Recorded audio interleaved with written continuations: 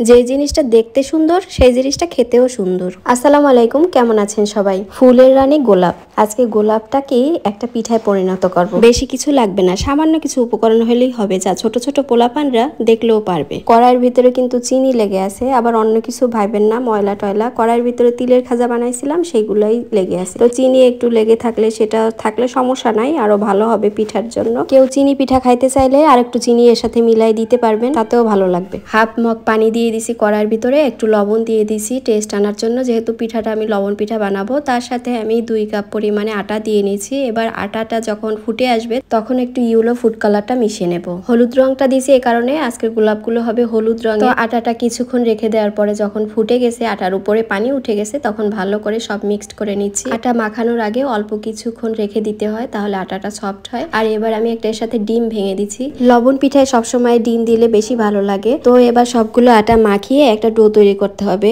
আর ডোটা অনেক নরম সফট করে তৈরি করতে হবে। এখানে কিছুক্ষণ সময় নিয়ে একটু আটাটা মাখাতে হবে, আর যতটুকু সময় নেবেন ঠিক ততটুকুই সফট হবে। আর এই আটাটা যখন মাখানো কমপ্লিট হয়ে যাবে তখন একটু রেখে দেব 10 মিনিটের মতো, কারণ রেখে দিলে আটাটা অনেক ভালো হয়, আরো বেশি সফট, আরো বেশি নরম হয়।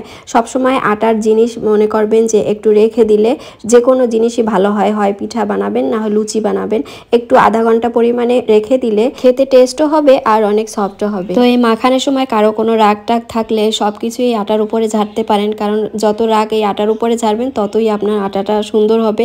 যাই হোক, আমি এখানে রুটির মতো করে বেলে নিছি, একদম ফিরাটা যতটুক পরিমাণে, আমি রুটিটাও ঠিক ততটুক পরিমাণে বেলে নিছি। এবার একটা মুখি দিয়ে তারপরে গোল গোল করে শেপ করে নিচ্ছি।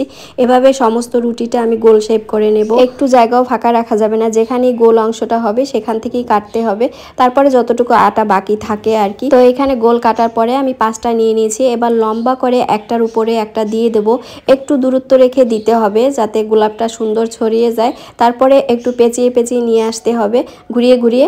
আর এখন আমি এই গোলাপের পাপড়িগুলো একটু মেলে দিচ্ছি, চারিদিকটা মেলে দিলে হবে কি গোলাপটা একটু বড় হবে, দেখতে ভালো লাগবে। আর যদি দেখেন কোনো অংশটা ফাঁকা থাকে পাপড়ি, তখন সেটা একটু পানি দিয়ে লাগিয়ে নেবেন। নিচের অংশটা থেকে আমি একটু কেটে নিচ্ছি, কারণ গোলাপটা একটু বড় হয়ে যাবে। আর আমি যেহেতু এটা ভাজবো, ভাজার পরে ভিতরে যাতে কাঁচা না থাকে সেই জন্য আমি একটু পাতলা করারই চেষ্টা করতেছি। এজন্য নিচের থেকে আমি একটু কেটে নিচ্ছি। আর সবগুলো গোলাপ আমার তৈরি হয়ে গেছে। এখন আমি ভাজবো, এর জন্য আমি একটু সরিষার তেল দিয়েছি, যেহেতু আমি লবণ পিঠা বানাবো এজন্য সরিষার তেলটা দিয়ে নিয়েছি, যাতে সরিষার তেলের একটু ঘ্রাণ আসে। সরিষার তেলটা কড়াইতে দেওয়ার পরে একটু ফুলে উঠতে পারে, একটু আস্তে আস্তে ভাজার চেষ্টা করবেন। তারপরে সবগুলো পিঠা ভাজার পরে আমি নামিয়ে ফেললাম। এই যে একটা প্লেটে রেখে দিয়েছি, দেখুন কতটা সুন্দর লাগছে দেখতে, আর গোলাপ পিঠার শেপটাও সুন্দর হয়েছে। এভাবেই একটা গোলাপ পিঠা তৈরি করা যায় অনায়াসে, যে কোনো অনুষ্ঠানে এভাবে বানিয়ে দিতে পারেন। তো আজকে এই পর্যন্ত, ভালো থাকবেন সবাই, আবারও কথা হবে, আল্লাহ হাফেজ।